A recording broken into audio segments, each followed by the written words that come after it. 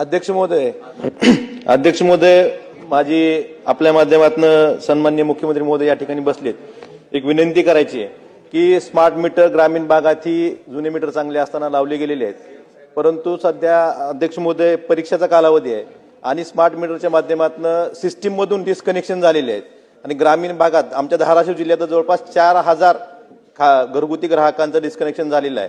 आणि अध्यक्ष महोदय, नोव्हेंबरमध्ये 700 रुपये बिल येतं, डिसेंबरमध्ये 800 रुपये बिल येतं आणि जानेवारीमध्ये एकदम 15-20 हजार बिलं अशी घरगुती ग्राहकांना आलेली आहेत.